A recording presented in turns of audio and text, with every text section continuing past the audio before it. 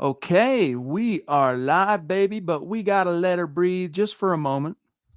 Oh, so brief and short a moment just to rope in Facebook because we love our Facebookers and we are good. Welcome in, everybody. It is the aftermath episode of the Mile High Huddle podcast. I'm your host, Chad Jensen, and with me, my fellow football priest. You know him, you love him, Zack Kelberman. Zack, yesterday, we were riding high. It was an epic win. Broncos 22, Chiefs 19. Exercising not only the demons of last year at Arrowhead, Zack, but arguably the demons of the preceding 9 years. It was great. We worked out our hormones and the gut reaction. How are you feeling about things today now that you've had a night to sleep on it and kind of let things settle in? Yeah, as usual, I really don't tend to change my opinion too much the day after. It was a big win, pivotal win, one of the biggest or the biggest in the Sean Payton, Bo Nix era. The Broncos have firm control of the AFC West. They came back in a game that not many of us thought they would win, including myself. I give them a ton of credit. I also, as I wrote about for the website, I like how the locker room has responded to the criticism. There was the Adam Troutman interview where he said the critics of Bo Nix are cowards and he doesn't care what they think, and we're going to keep moving forward regardless. So the team's in a good position, the locker room's in a good position, and the Broncos are going into their bye week very, very happy. Even Sean Payton got in on the pregame and really the kind of 2 weeks leading up, pardon me, to the Chiefs game thing, the criticism, Zack, because apparently Bill Cowher said a little something in the CBS pregame that he didn't like. And I think it was something to the effect of the Broncos are playing with house money. And Sean Payton was like, what does that even mean? We had nothing to lose in that game. Like, even if we lost that, we had nothing to lose. Chiefs had everything to lose. So what was he talking about? We're playing with house money. He's like, be quiet. I'm like, whoa, for Payton, dude, that's kind of coming in hot. Yeah, and you know what? It works when you keep winning, and right now the Broncos are winning. They have the best record in the NFL. If the season ended today, Chad, the AFC playoffs would go through in Power Field, which is pretty crazy to think about. So we like them when it works, and right now it's working.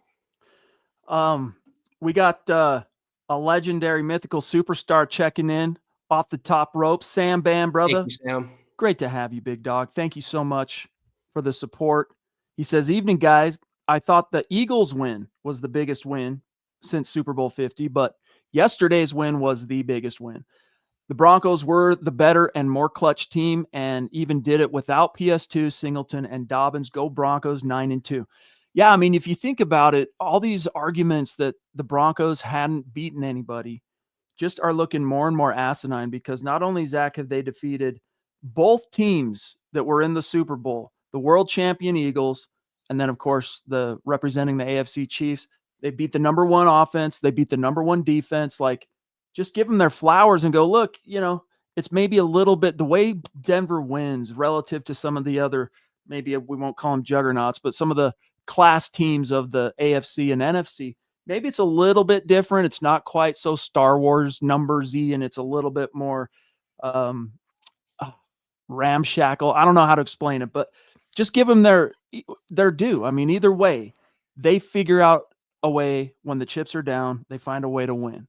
And it's not like every single game, Zack, has been like Tebow-esque crap fest until 6 minutes left in the fourth quarter. I mean, they've had some big blowout signature wins, Bengals, pre-Joe Flacco Bengals, and, of course, Dallas. And then, of course, that amazing comeback against the Giants, for which we were there to witness. I've said it before. I'll say it again. First of all, thank you so much, Sam. But if Bo Nix walked on water, they say it's because he couldn't swim. No matter what the Broncos do, they can run the table, win the Super Bowl. Some people will still say they're frauds. I saw a writer from The Athletic on Twitter yesterday. I won't say the name. They said 9-2, still fraudulent though, a little fraud. How? For all the reasons you just laid out, Chad. They've run the gauntlet. The knock on them last season was they didn't beat a winning team or a playoff team. They've done that this season. They're still getting crap. But who really cares? Let him hate. Let him hate, baby. Let him hate. No doubt about it. Sam, thank you, buddy. Really, really appreciate you. Papa Bear checking in. Hope everybody has had just a phenomenal victory Monday, including you, Papa Bear. Good evening, Broncos country. Hashtag God bless the USA. 13-4 plus. I mean, if you look now, Zack, at the remaining 6 games coming out of the bye, I might get the order a little bit wrong off the top of my head, but Washington, Raiders again, Green Bay. I'm missing one. What am I missing? Because then it's Chiefs. Oh, Jacksonville, right? Isn't Jacksonville on the schedule? Wait a second. Now I'm tripping. Now I got to look at it. I'm psyching myself out. I got to take a quick gander Yeah, it's here. Jacksonville after Green Bay. That's right. So Washington, Vegas, Packers, Jags, Chiefs, Chargers. If you look at that final 6, do you see 2 more losses? I mean, anything could happen in the NFL. They have divisional games still upcoming. Those are going to be tough. And, the Broncos could still pull the bad Broncos. We haven't seen that in a few weeks, but there's always a loss you don't see coming. But, David, to your point now, you've been on the 13-4 bandwagon for months, not just the last couple of days. So if they play, I'll say it again, it might seem like a cop-out. If they play that brand of football like we saw yesterday, they can and will probably end up running the table. I'll be honest with you, though, Zach. I'm not sure I want them to run the table. Yeah.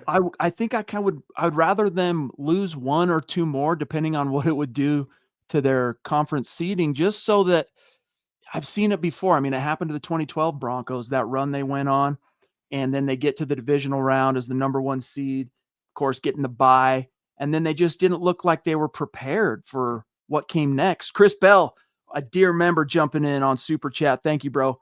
I'm pumped about the win, and I'm going to the next game. Oh, sick, dude. The next game, you're going to the one in Washington. That'll be dope, dude. Represent, Chris. Yeah, thank you so much, Chris. I'm kind of hoping that game gets flexed out. I know you probably have plans set for that game already, Chris, but that game's going to be on Sunday Night Football as it stands, and probably a little one-sided with the Commanders having a terrible season. So should be another easier type opponent for the Broncos. And Chris, a game that the Broncos is very winnable. They should see another victory. Thank you for the super. Yeah, you'll have to wait a little while with the bye, but it'll be worth the wait for you, Chris. B-Rad in the house, legend, a dear friend. Look at his profile pic. We were just hanging out a couple, 2, 3, 4 weeks ago, whatever it was. Now, I guess it's been about a month, Zach, since the meet and greet. Boy, time flies. Brad, great to see you, brother. Thank you for the support. Thank you for being a dear member. He says, we went to the game, and it was nuts. Rocking my MHH hat. Obviously sick, brother. Refs tried to give that game to KC for sure. Didn't matter. 9-2. Let's fricking go. Yeah, even Sean Payton complimented. It was kind of an underhanded compliment, if I'm being honest, Zach. I'll see if I can find it, but let me see. Hold on. Well, I'll see if I can find it, but Zach, it was very loud.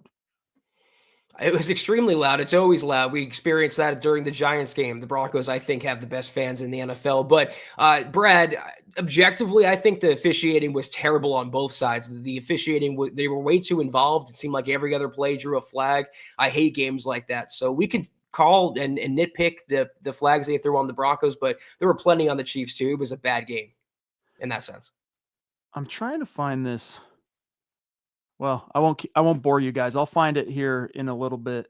It was a compliment to the fans, but kind of when Sean Payton has to say with respect, when he prefaces it with respect, it's a little bit kind of like, I'm about to be blunt on something you might not want to hear. But in this case, it was a compliment at the end of the day. I'll find it here in a second. I don't want to keep you guys waiting too long. B-Rad, thank you, brother. And thank you for rocking the brand at the stadium, buddy. George Fox, good to see you, pal. Guys, it's still like walking on the clouds after that win. Go Broncos. Broncos for life, MHH for life. Hit the thumbs up. Yeah, guys, we need you. Every time you're in the room with us, please just take half a second and find the like button. Helps us out tremendously. You have no idea. Mark Smith on Facebook. What a year we are having. Orange Crush 2.0. Yeah, they need to come up with a name for this defense, and especially while VJ's still here, you have the Orange Crush, you have the no-fly zone, but those things, you can't really force it. They kind of have to happen organically, and the way it happened for the no-fly zone, for example, came through Chris Harris Jr. and all that stuff. So anyway, thank you, Mark. Tucson Phil, good evening, Chad, Zach, and Deacon Scott. If we lose another game or two, I just hope it's not against the Raiders, Chargers, or Chiefs. Exactly. Yeah, we need, Zach, that AFC West supremacy. And also AFC victories in themselves. So if they drop a game to the Packers, let's say in a few weeks, that's not as bad as dropping a game, like you're saying, Phil, to the Raiders or the Chargers or really anyone in the AFC. Man, this is starting to bug me. I'm now starting to doubt my own sanity. Like it was in the quotes. I read them this morning. I'll find it. I'll find it. But yeah, Phil. And look, if they lose one more, I mean, I don't expect New England to run the table.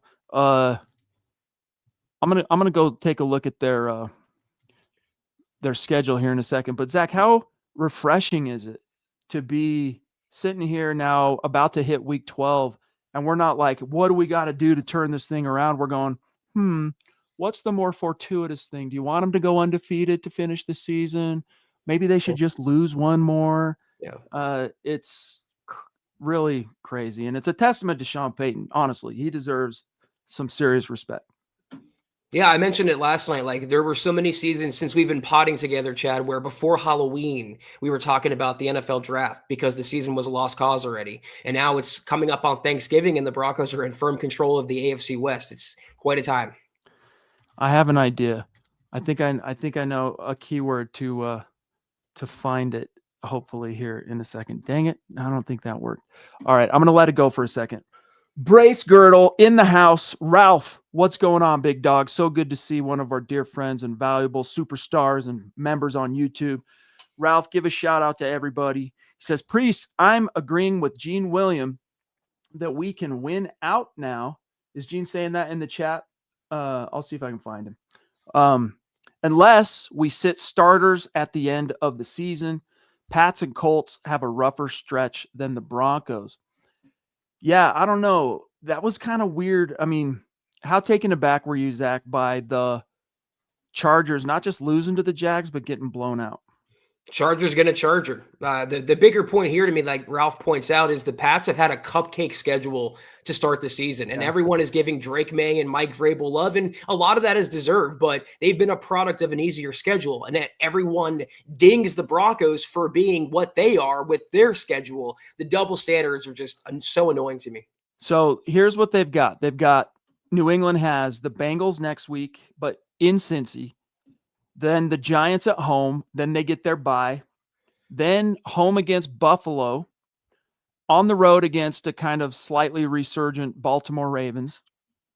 On the road at the Jets. Home against the Dolphins. So that's cupcake.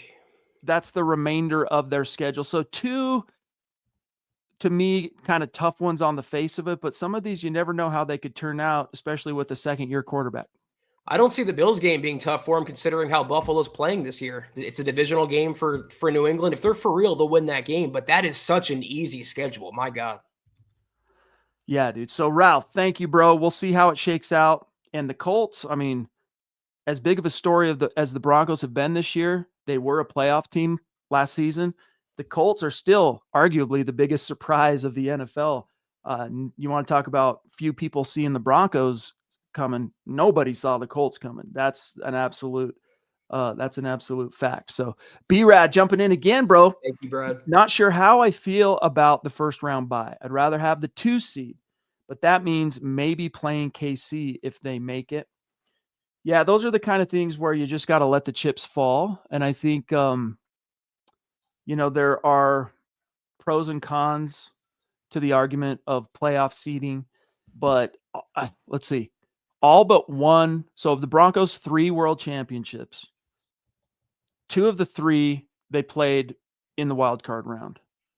So that includes Super Bowl 32 team. They had to go the distance. The 2015. Wait a minute. No, not the 2015. Did the 2015 play in the wild card? They played Pittsburgh and the Patriots. I take that back. But there's an argument to be made, Zach. Like, do you want to keep the momentum going and stay in that rhythm of playing, or do you want the bye? There's only one to go around. So if the Broncos can get the 1 seed, I'm not going to sneeze at that. Like, you're right, Chad. It's going to shake out how it shakes out. The Broncos could very well lose another game or 2 the rest of the season, but we're guaranteed to make the postseason, and it's looking like we're guaranteed to win the West, and that's what I'm happy about right now. Man, this is driving me nuts, this freaking quote thing. All right, I'm gonna officially drop it. Yeah, B-Rad, we'll see. But isn't it wild that here we are again? These are the kind of considerations we have. But now, as novel as it may seem kind of, it also feels like, this is where we're supposed to be. Like, we all remember what it's like living in this zone, and the Broncos, Zach, are back to where they need to be. And I think it's better for the NFL too, because Denver is such a phenomenal sports town, and the Broncos are one of the most storied teams in the league history. Now, the NFL is supposed to love embracing their young quarterbacks, but it seems like there's one they haven't embraced yet, and that's Bo Nix. Hopefully, he'll change that. Jason Bruton, what's up, dude? Welcome, thank you. He says, gentlemen, you have emails, one amazing work this year. Zach, I need your help on that first half. I think you've done amazing work this year. Thanks from all Denver Broncos fans. Is this the best year MHH has had? It depends on how you want to measure it. Like, best meet and greet. Pardon? Best meet and greet. Oh yeah, the meet and greet was insane. Definitely the best meet and greet in terms of just number of folks turning out and showing up. It was phenomenal. Traffic's been weird this year. I don't know how to explain that. That just bores you guys. You don't need to hear about that.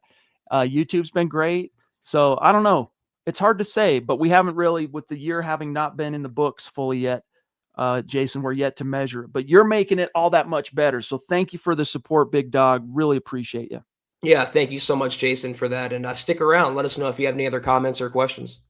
Yeah, dude. Thank you, pal. Cottonmouth's in the house. What's up, bro? Sure hope the Waltons throw a huge raise and a crap load of Walmart gift cards at VJ. He will be at the top of the head coach list. Yeah, I want to give credit to Colin Dunham, who was bringing that up over the weekend, that the Walton Penners, hey, maybe they could save this thing and just pay VJ. But you got to ask yourself, you got to balance that, Zach, with how much are you willing to pay him? I mean, I'm not sure exactly what let's say it's the Giants, just as an example, what the Giants might be willing to offer him in terms of pay. If you were to match that, it might put you really close to the head coach. And not only that, Zach, but if you do let him go, as you like to bring up, you get those 2 third-round picks.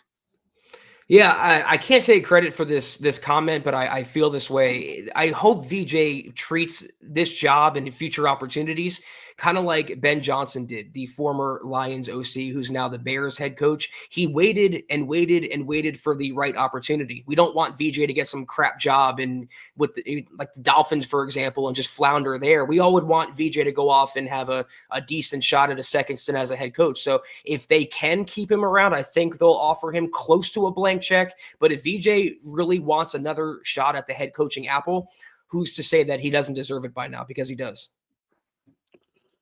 I don't know, man. I'm kind of I fluctuate, Zach, on how I feel about it. Those third-round picks could be something. You have Jim Leonard waiting in the wings, but I don't know. He's become arguably, Zach, the best defensive coordinator in the NFL. And people can say, oh, look at all the talent he has. Of course he's killing it as a defensive coordinator. But even he brought this up, not in a way to brag last week, but more of just kind of reminiscing on how the turnaround has happened when he arrived with Sean Payton. Like Nick Bonito, let's not forget, in 2024, he was not the starter to open the season. That was Baron Browning. And it took an injury for Nick to see the field. Jonathan Cooper, by that point, had earned himself a starting job, but neither guy had become the bona fide, game-changing double-digit sack artist that they are and that they became, Zach. And Vance, that's just one example, including also, Patrick Surtain. He'd gotten the accolades, of course, but defensive player of the year, how rare is that for a Bronco? And Joseph talked about too, Zach, how, when he first got here, the Benitos and the Coopers, he would tell them, you guys have what it takes to be 2 of the best pass rushers in the NFL. And they didn't see it at the time, but now they look back on it and they go, wow, you were right, coach. Thank you for everything. So, VJ's impact on this defense, it's stretches, Zach, beyond just the X's and O's on game day. How about Zach Allen? If you're a fan of Zach Allen, then you got to give VJ a lot of credit for developing him, not just in Denver, but going back to Arizona. And he's a joy to play for, Chad. All the players love VJ. He's very aggressive. I think he meshes well with the 2025 style of defense that NFL teams are running now. He gets I think he knows the best way to shut down the opponent's number one weapon. And if you look at his success against Patrick Mahomes, that demonstrates that. Again, I think he's earned another shot at a head coaching job. Yeah, and if you think about it, who besides Surtain is a first-round pick on that defense? I mean, the next highest in terms of draft pedigree. Well, yeah, Barron, that's true, but he's a rookie, so it's hard to say, like, and would he be starting if Surtain were healthy? So, yeah, we'll include Barron, though, for the sake of argument, but he's a rook, so, he's still kind of in utero, in chrysalis, so to speak, but the next highest draft pedigree is literally Benito, second-round pick. You got a couple of third-rounders, or let's see. Zach Allen was a third-rounder of Arizona's. We could go on and on. Jonathan Cooper was a seventh-rounder. So Riley Moss, a third-rounder.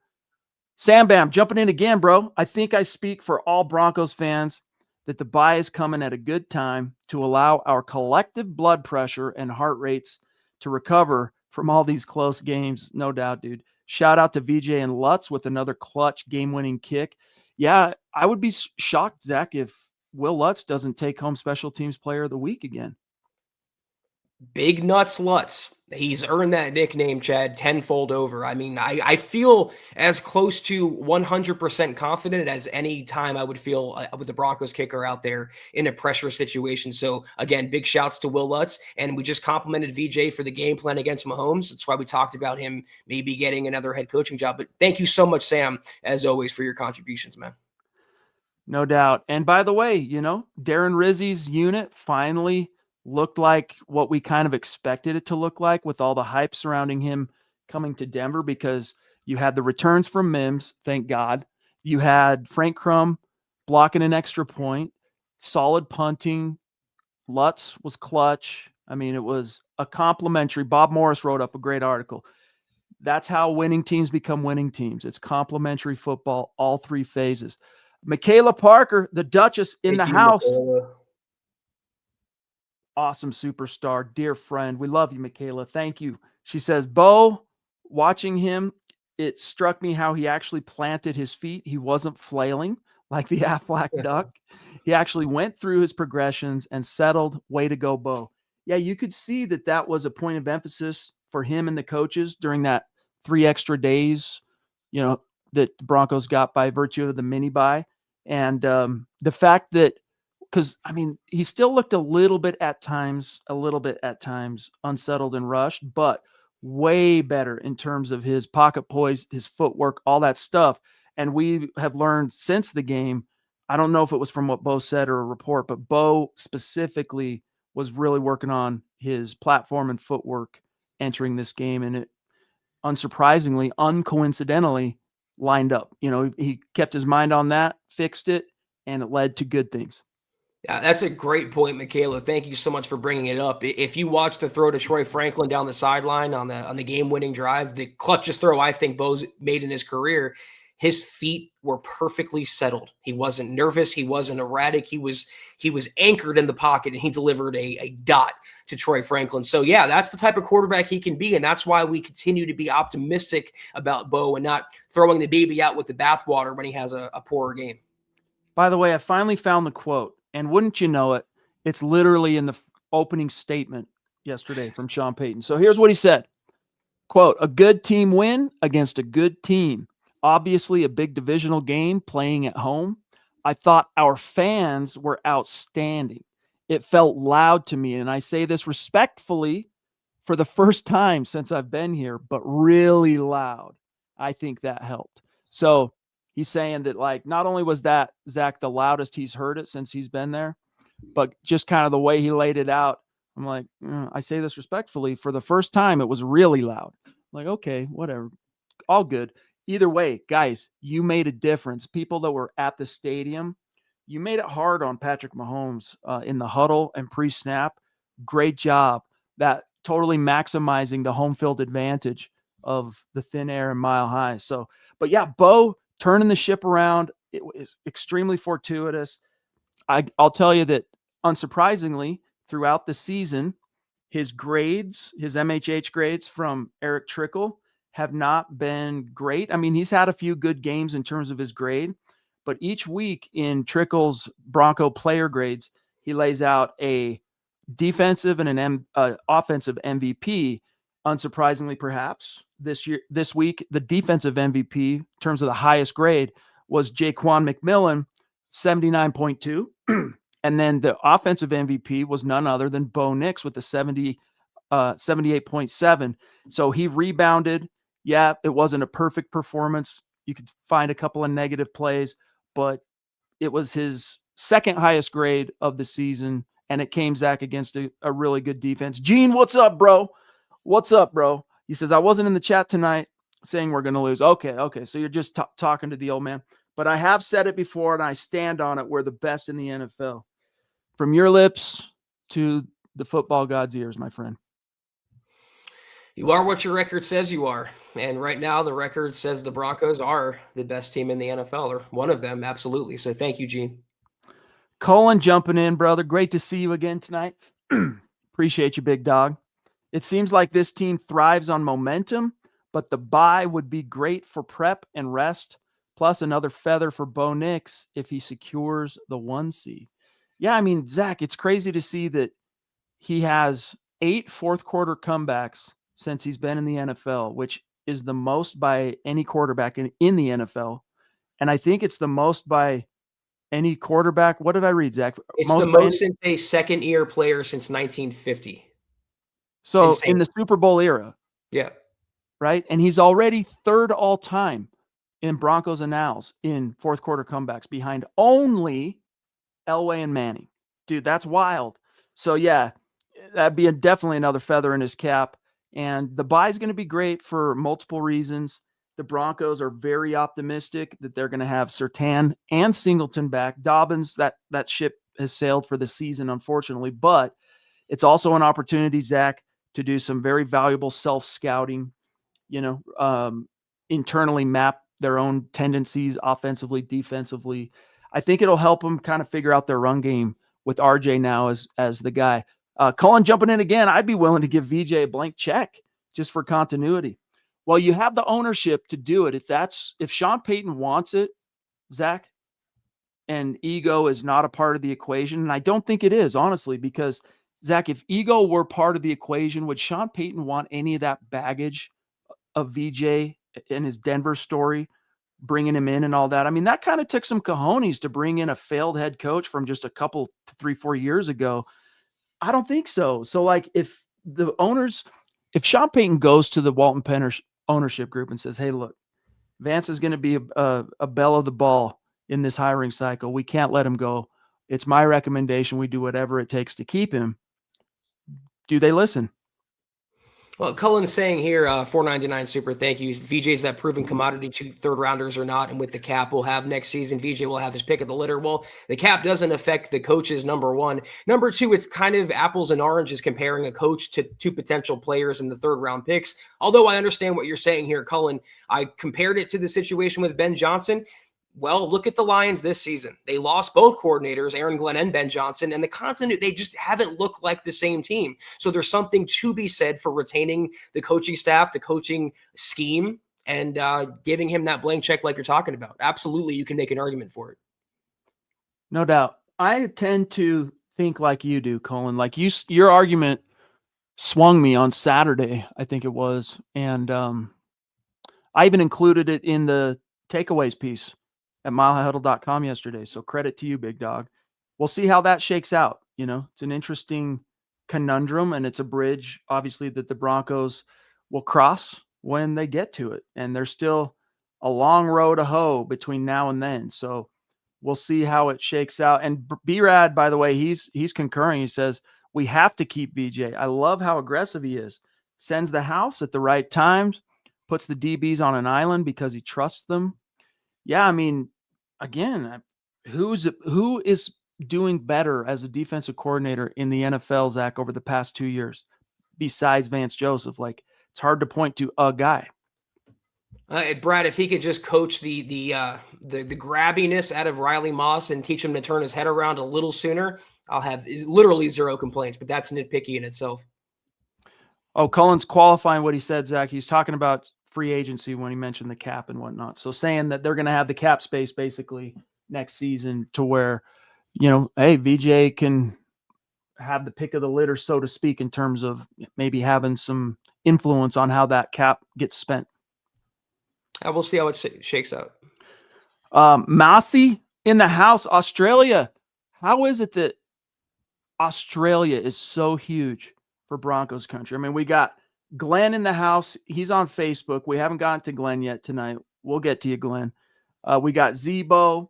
We got so many crucial members of the community from Oz. And here's Mossy jumping in. Thank you for the super chat, big dog. Broncos country, not a geographic location.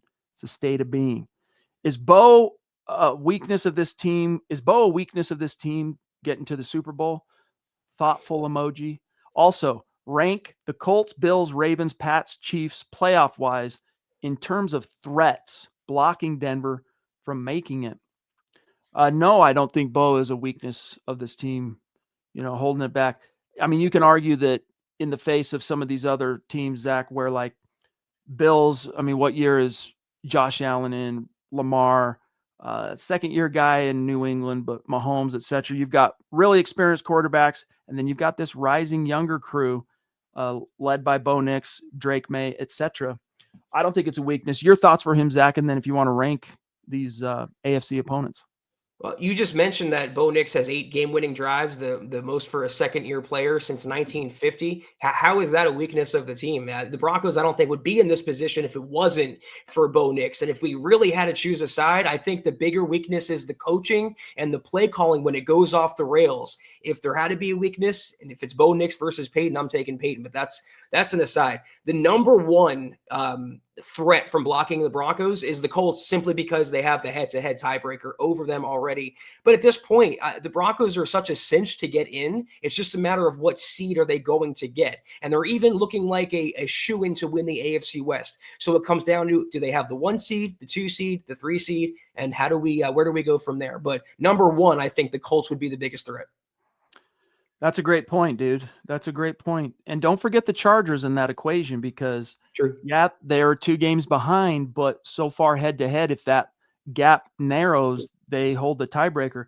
And yet the Broncos could rectify that because they get them one more time before the season's over, and it's at home. Yep. So thank you, buddy, for checking in from Australia. Jason Perrin's checking in as well, dude. Great to see one of our dear members saying good evening on this Victory Monday. Field position was an under-the-radar key. 3 and outs were kept at a minimum. Also, a great game for Pat Bryant. It's early, but he reminds me of Rod Smith. Yeah, really exciting, encouraging night, Zach, for Bryant. He led the team in receptions with 5, went for 82 yards with a long of 48. And as far as the third down percentage, offensively, the Broncos went 7 of 15, which is 47%. Chiefs went 5 of 13, which is 38%. So the Broncos also held them to 1 of 4 in the red zone, which is, of course, 25%, maintaining their supremacy, Zach, as the NFL's top third down and red zone defense. Yeah, and Bryant also shook off that concussion. That was kind of a scary incident for him, but he returned to play, and he looked no worse for wear. That's 2 games in a row now that Bryant broke off a big gainer after a reception, and I want to definitely see more of him after the bye week going forward. Absolutely. Thank you, Jason. And I thought it was interesting. This didn't occur to me upon, the first viewing of the game, but Eric today writing up in the grades of Pat Bryant, who was included amongst the positive, he wrote, Bryant has emerged as a reliable receiver who can be counted on in key moments, as all but one of his catches this season have gone for a first down or a touchdown. Denver has to find a way to get him a bigger role in the passing game more consistently. And by the way, that one catch that didn't go for a first down or a touchdown happened on that final drive, which was the one screen that went to him. So yeah, that's screaming, get me more involved, coach. And I'd like to see him as more also of a downfield threat, not because I think he's the fastest guy. We know he's not, but just because he has great body control. He's got great size. I'd like to see him be given, Zach, a few my ball kind of opportunities. 1 billion%. If there's really anyone the ball's going to in the Broncos receiving core, I have the most confidence and faith that Pat Bryant more than anybody else, even including Cortland Sutton. I know that sounds like blasphemy, but I know he has the most confidence in coming down with it. So yeah, more one-on-ones, more red zone chances, more work for Pat Bryant going forward. By the way, Jason, head coach Sean Payton agrees with you because he also said that after the game, quote, field position, I felt like we played on their end of the field. And one of the keys we felt these guys have really all season, the last 4 weeks, had really been flipping the script and playing on the opponent's side of the field. So the Broncos did a solid job of doing that, and especially against that Chiefs defense, which is a lot better than maybe some of its numbers reflect, as we saw yesterday. Ted Wonderlook in the house. What's up, bro? Say what's up to your old man, too. You guys are awesome. Ted says, in the Sean Payton VJ era, Mahomes in 4 games has yet to score, Zach, 20 points. Wrap your brain around that. Yeah, I just talked about VJ he has a way of mitigating the opponent's biggest weapon, and the biggest weapon for the Chiefs is Patrick Mahomes, is their quarterback, and he has just this method of limiting the damage the Kansas City Chiefs can do to you, and that's invaluable, and that's another argument for giving him that blank check. Ted, that's a great point, man. Thank you for bringing that up, brother, and for the support. Duchess jumping in again. We love you, Michaela. She says, Sean Payton, head coach of the offense, VJ, head coach of the defense. They share decisions. Is it realistic? No.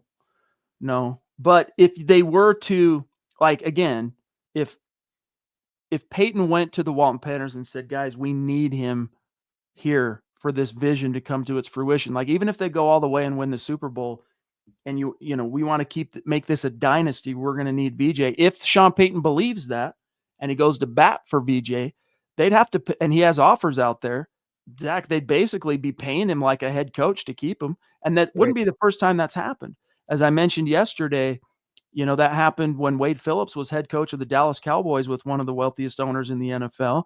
And Jason Garrett, his offensive coordinator, was got an offer for the Baltimore Ravens head coaching gig. And to keep him, Jerry Jones beat the offer as a head coach. And it ended up that Garrett, Zach, was making more than Wade Phillips. And Wade Phillips went to Jerry Jones and said, hey, I don't think that's right. And Jerry Jones was like, well, we had to do what we had to do to keep him, blah, blah, blah. So it's not unprecedented, I guess, is my point. I don't know. Maybe if the head coach wasn't Sean Payton, who his ego can fill the room I'm in right now, maybe they can make that work. But yeah, you're going to either keep him around, and maybe you can bump him up to assistant head coach, even though you have someone in that title already. But I think you're going to either keep him in his current role or let him go to greener pastures. Ralph jumping in again saying Pat Bryant is the eye-popping standout this week. Him and Cortland on third down made my blood pressure stabilize. LOL. Yeah, Cortland too, man. He made some clutch grabs yesterday, and that 3rd and 6 on the Broncos' final possession where he goes backwards for a second. You're like, no, Cortland, no. And Nick Bolton tackles him, and they had to do the virtual measurement and all that stuff. But he found a way. But arguably, Zach, the more impressive play was earlier on that drive on 3rd and 15. Bo Nix buys time, hits Cortland 20-yard gain. Like, man, just you love to see it. Yeah, and he made it a good adjustment too on the first pass you were talking about. It was an off-target Knicks throw, and Cortland used his body to adjust. Listen, when he holds on to the football, he's one of the best receivers in the NFL. Cody Dub checking in, superstar. Hope the young family's doing well, my friend. Thank you for being a member. Says, with week 11 over, I'm still going to ask, since it's the bye week, what should this team be looking for in the draft? That's an interesting question, Zach. What do you see the roster holes? I mean, for me, I'm thinking wide receiver, like a specific kind of wide receiver, a guy who can stretch the field, bring some literal explosion, vertical speed, twitch, all that stuff. But what do you have for Cody? You can make the argument for any position on offense except for quarterback. Dobbins might not be coming back. You need a running back, maybe. You can use some offensive line depth. You could use a receiver like you talked about in a Jalen Waddle style, or maybe a tight end. The joker with Evan Ingram really hasn't worked out, and you can't wait until the 7th round like they did with Caleb Lohner to address the position. So really anything on offense not named quarterback. Scott, here's Scott's answer. Offensive tackle, tight end, linebacker. So Yeah, there's some spots that they could use some bolstering. I don't think Alex Singleton comes back next year because even though they do have cap space, Zach, I think they're in a position where they kind of have to think about his age and the fact that Sternad is also a free agent. Sternad, by this point, if he continues on the trajectory he's been, I mean, he led the team in tackles yesterday, career high 10. If he continues on this trajectory, you got to reward him. You don't want to lose him, A, and B, you got to reward him. So we'll see. Linebacker depth is going to be an issue moving forward after 25, that is. Here's Dragon Slayer 69, Zach. Very funny. Oh, man. Clutch. This is a good troll. So explain the troll here, though, and then you read this. You read the super chat. Yeah, I mean, I could pull up the article, but basically, when Adam Troutman, again, you can read about it on the website. Adam Troutman was giving a post-game interview yesterday, and he was talking about the critics that badmouth Bo Nix, and he basically called them cowards. He echoed what Bo said, that he would never say it to his face, in real life. And this is what he said. I'll give the exact quote here because we have the guy in the flesh in the chat. We know what we have in the building and we know what he's made of, and we don't really care what people have to say. So Dragon Slayer 69 with his 7-Eleven Slurpee in his mom's basement, I don't give a S what he has to say, right? And Bo doesn't either. So again, very good troll, very funny. Well done, dude. Well done, bro. Funny stuff all the way around. Thanks for checking in on Super Chat, bro. Lady D jumping in from the top rope. Always a special occasion when we are graced with the Lady D's presence in the chat. We love you. Hope you've been doing well. Let's see what she has to say. Evening, Chad, Zach, Scott, and Broncos country. Victory Monday. I just finished watching the game. I was at the airport in Seattle yesterday, so I couldn't watch yesterday. Listened on the radio. Was super happy for the win. Go Broncos. MHH for life. Yeah, epic. Totally epic. Well, we're just glad, Lady D, that we're able to catch you tonight, and safe travels, it sounds like, and all that. So good stuff. And yes, do you remember that HBO? Not everybody's going to get this reference, but do you guys remember the HBO show Entourage? And there's that scene, I forget the character's name in the show, but where he's on the canyon and he gets off the phone and he goes, "Thank you, God. Victory!" And he screams Johnny by Drama. himself. What is it? Johnny Drama. Yeah. I that's like a good way of illustrating how Broncos country felt in its soul yesterday. Just thank you, God. Victory. Like that, dude. Come on, we got Turtle, we got E, we got Ari. That show was goated, man. You were a genuine fan of that show, right? I loved Entourage, yeah, for the first couple seasons, but this is a football podcast. Thank you so much, Deanna, for your support. And like Chad said, safe travels to wherever you're going if you haven't gotten there yet. B-Rad again. What is this? Number 3 tonight, bro, going off. The Texans record before CJ Stroud got injured should prove you have to have a competent quarterback to win games. It's not just the defense, the number 1 defense. I got to be honest with you, Zach. I know this isn't exactly what he's trying to say here, but I've been surprised at how the Texans have been able to hang in his absence. And it's taken him a minute to get out of this concussion protocol. Yeah. I was thinking the same thing.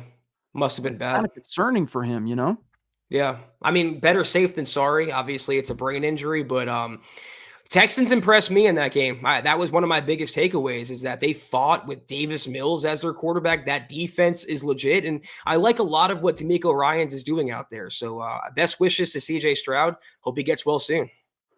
Yeah, so they lost to the Broncos 18-15. Then they beat the Jaguars in a relative shootout, and tight one yesterday against the Titans, but they won. So they're now Davis Mills has them at 5-5 for what it's worth. So anyway, I know that wasn't exactly your point, B-Rad, but yeah, the Broncos, they faced some gnarly defenses this year. And by the way, I forgot to say this real quick. Mark Smith, thank you.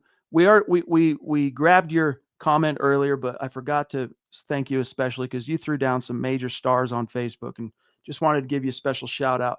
And Zach, real quick as well, from Gene, he's saying, where did it go? I had it. Was the 2025 meet and greet the best one of all time, Zach, because the Brace Girdle clan was in the flesh? Absolutely, man. I love kicking it with you guys, man. You guys were a bunch of fun. I look forward to seeing you out there again next year, and maybe a little sooner if we all could plan uh, something fun.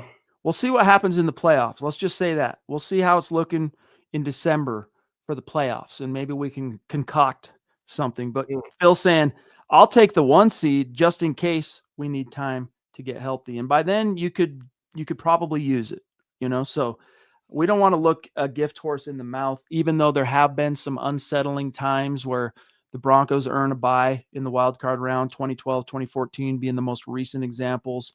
And they come out of it in the divisional round and just get pushed around and shocked.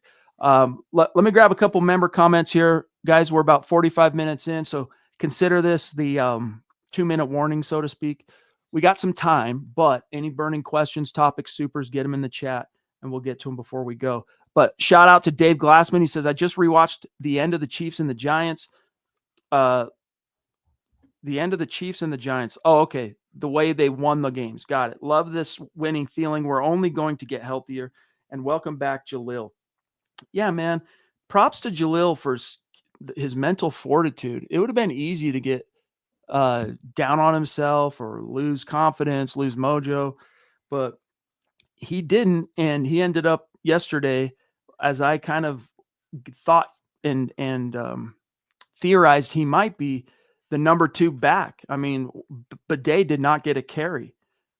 RJ Harvey, Zach, 11 carries, 30 yards. Jalil McLaughlin, 6 carries, 19 yards. So a slightly higher yards per carry average, but he also got that touchdown. So props to Jalil. It's been overshadowed with the success of Dobbins and RJ Harvey, but there was a legit time last season when the best or most trusted running back on the Broncos roster was McLaughlin. So he's always been a dude, and I'm happy to see him getting more opportunity now. Jake, another dear member, want to grab this comment. He says, I'm just so used to 3rd and long being just that down before we punt.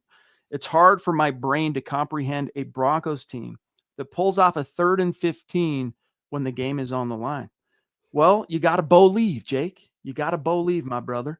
And yeah, I mean, if that's now when the game is on the line, you got to just expect it because it's Bo Nix. Missed 4J. Let's go Broncos country. Hope everyone's doing well. It's good to see you tonight as well, big dog. Colin saying, I missed Jalil. He had fire. He did have fire yesterday, pushing, he got some help with that pile push, but he had to keep his legs churning on the goal line, Zach. And then that play that they whistled dead early, if they wouldn't have whistled it dead, he maybe doesn't break it off for a touchdown because there were some Chiefs closing in on the sector, but he probably ends up picking up the first down, and instead they had to punt on that drive. Yeah, he's super explosive, a lot of athleticism at the position, a lot of speed. I've always been a big fan of his, and you wonder why it took this long to make the change from Bidet to McLaughlin, but I'm happy we're here now. David, it is looking like PS2 is going to be back before the bye, and we can expect it unless there was some kind of a setback we don't know about, just because otherwise they would have put him on IR, and they didn't. So he's missed 3. If he were to miss 4 games, that would have counted, you would count the Commanders game. So he's going to be back. It's looking like anyway, alongside possibly and probably from what it's sounding like, Alex Singleton. Pro 16, a dear member. Every time the Broncos have won the Super Bowl, they've had a 2-game losing streak in December. Interesting. I didn't realize that, but I do recall, that 1998 team. They needed the setback. They went on that ridiculous winning streak, and they needed to kind of be humbled and reminded, okay, we don't just have it made in the shade. We gotta rock and roll and take care of our business, Zach. I agree with what you said earlier. I don't want the Broncos to lose. I never want them to lose, but I don't know how I feel about them going into the playoffs, having not lost a game in like 13 weeks or whatever, just on a juju and superstition level alone. If they're going to lose one, though, it's like, hey, Packers, I don't see them losing to the Commanders, but if it was to one of those 2 teams relative to conference implications, right, those are the 2 you could live with the most. Tucson Phil, if we come, if we can come up of a short bye week and come off a short bye week and play that good, I'm excited to see how we play after this full bye. No doubt about it. There's a lot to be excited about, guys. And this Broncos team, 9-2, longest active winning streak in the NFL currently with 8, longest home winning streak currently with 11. Bo Nix, you think about that loss at Arrowhead last year, Zach, and how fateful it kind of was, I think, in terms of helping the Broncos to grow up. Like, it's one of those things where you go, some things happen for a reason, and there was a reason why fate had it willed that they did not win that game, because ever since then, they are 14-4 in the regular season, ever since that loss. So Sean Payton talked about how it was pivotal. And, yesterday was a good opportunity to reflect on it, not just because it was the Chiefs, but it ended up being the same field goal distance and the same similar end of game sequence and all that stuff. It was spooky. It was uncanny. And so I think it's worth reflecting on how much that loss at Arrowhead really perhaps fueled what this team has become. And what they could still be, Chad, because we haven't seen them, I don't think, at true 100%. We talked about this last night. Even when PS2 was healthy and Singleton and everyone, we didn't have Dre Greenlaw for a majority of that. When everyone gets healthy and everyone's off of suspension and everything else, when the Broncos, every single player, the best starting 11 are on the field, it's going to be a pretty exciting December and January. Shout out to Troy Morris on Facebook. Finally, all the Chiefs fans that surround me in Iowa are silent and defeated. Talk about glorious silence. Love MHH. Awesome, dude. Real quick, William Shaw, a dear member. If you haven't watched the All 22 yet, do it. Footwork-wise, this is the best game I've seen Bo play as a pro. Someone finally got him to calm down and set his feet. He was assassin accurate. He really was. I mean, he was, especially vertically, man. He was awesome. And yeah, that one play in particular on Pass Pro from Adam Prentice, where he picked up the DB on the blitz and just absolutely destroyed him. That's been circulating a little bit on X today too, Zach. He's had a couple clutch short runs this season, Chad, to convert. He had a nice reception to convert as well. I've been surprisingly happy with the addition of Adam Prentice. Ronk, a dear member, saying good evening to everybody. It's always great to have Ronk. It's not an MHH podcast if Ronk's not in the chat, so we love having you, big dog. Phil saying, if you're trying to figure out, Mark, how to do stars, yeah, just find the little star, and that's the path forward. But okay, guys, we got a few messages for you. Then we're going to take one last look at the chat, so don't go anywhere. Another tremendous episode, as always, of the Mile High Huddle podcast. If you're not doing so, please follow us on X at the MHH Pod.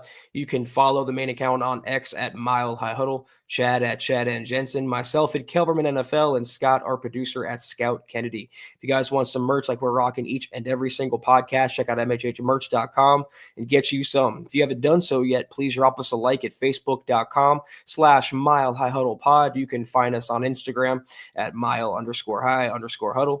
If you're listening on Spotify or Apple Podcasts, make sure you're leaving your football priest a 5-star review for a chance to win some merch each and every single month. But if anything, y'all, please, very important as always that you subscribe, you like, you share this video and every video you see on the MHH channel. It really helps us grow and reach more Broncos fans just like you. No doubt about it, guys. And like Opethian, who's a longtime member of our community. Opeth, we need you as a member, bro. Let's go. But you're right, 9-2. This feels surreal. Go Broncos. Yeah. And by the way, guys, Todd, I got to remind you, we're just in a testing phase on the new format. You don't have to watch it vertically. You can click onto the channel and click the other option. There's 2 streams each night on the same. Each stream creates 2 different, videos on YouTube. Click the one that doesn't have the little phone emoji in the headline. But we're almost through our little testing phase. So hang tight. Hang in there, buddy. We appreciate you. And what do you know? We got Omar in the house, dude, Omar. again. And by the way, I received this today from Omar as a very, very generous gift. Breckenridge honey flavored. All right. Awesome. And with the vintage Orange Crush helmet, the throwback. Thank you for that, dude. Such a kind. I know Zach's have you got yours yet, Zach? No, not yet. It's on its Looking way forward to from it, what though. I understand from Omar. But dude, thank you so much. And the note, so kind. Love you, bud. Thank you.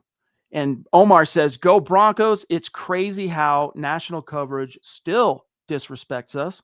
Was very happy for McMillan. Let's get more. Go Broncos. MHH. Yeah, and by the way, so McMillan had 2 sacks and an interception in one game yesterday, right? And in so doing, he became the first Broncos cornerback and only the 6th NFL quarterback or cornerback ever since 1989, that is, to do that. So it's a rare feat, Zach, for a DB, let alone a corner, to get 2 sacks and an interception in one game. It was a phenomenal, phenomenal performance, and Sean Payton gave him a game ball. He deserves it. He's been quietly, again, in the secondary. PS2 gets all the love. Riley Moss gets all the hate. Everyone forgets about J-Mac, and he's one of, if not the best slot corner in the NFL. I hope Omar of the Broncos show him a bag and keep him around for a very long time. But thank you so much for that generous super. Dude, you're the man, Omar. Thank you so much for your support. And guys, on the topic of the 2 different streams, the vertical and the landscape, the way you're used to watching it, hang in there because we're leaning on not doing both options moving forward, but we're just waiting for all the data to come in. So just stay patient with us. We appreciate you. Shannon Mills jumping in at the 11th hour. Thank you, Always Shannon. great to hear from Shannon, who says, "Good evening. What a great victory Monday." Yes, I was that person that DVR'd all of the sports shows to see every analyst backtrack. Go Broncos. What has been said, Zach? You're much better at kind of staying on top of some of the national buzz and stuff than I am. What's been said today that maybe you've heard? Some in the national media continue to push the fact that the Broncos are fraudulent. I mentioned the Athletic writer earlier, but others like Nick Wright, who just have been backed into a corner to the point that they have to admit that the Broncos played good yesterday, that Bo Nix played better than Patrick Mahomes, and you have to just give it to the Broncos. And I think finally, maybe a little bit, Nick Wright is coming around. That's the biggest one I saw, but there's still so many in the national media, Shannon, that are continuing to push this fraudulent narrative about the Broncos, and it just is what it is. Scott, was Zach just breaking up to you, or was it my connection? Yeah. All right, cool. Well, guys, Shannon, thank you, buddy. And it's great to see everybody who has been hating on the Broncos. They have to eat their crow, and those who don't are being intellectually dishonest. So let them hate. A mile high salute, a special shout out to all the great Super Chat superstars, supporters, members, helping us keep the lights on tonight, like the Papa Bear, like Sam Bam, Chris Bell, B-Rad, Mark Smith on Facebook, George Fox, Ralph Bracegirdle, Tucson Phil, Jason Bruton, Cottonmouth 78, the Duchess multiples, Gene William, Colin multiples. Let's see, Mossy in Australia, Jason Perrin, Ted Wunderlich, Cody Dubb in the house, Dragon Slayer, the now infamous Dragon Slayer 69. Let me see, Lady D, Omar, Shannon Mills, love you guys so much. It's gonna feel it's gonna be kind of a long next 2 weeks, but we're gonna keep it hopping and doing our thing here at MHH, and hopefully together we can help the time pass a little bit faster. But Zach and I are off until Thursday, so everybody have a great start to your week, and we look forward to seeing you then. And we will see some of you tomorrow for Kelberman's Corner in the afternoon, noon Mountain, 2 Eastern. Have a good start to your week. We will see you, Chad and I will, on Thursday. Take care, and as always, go Broncos.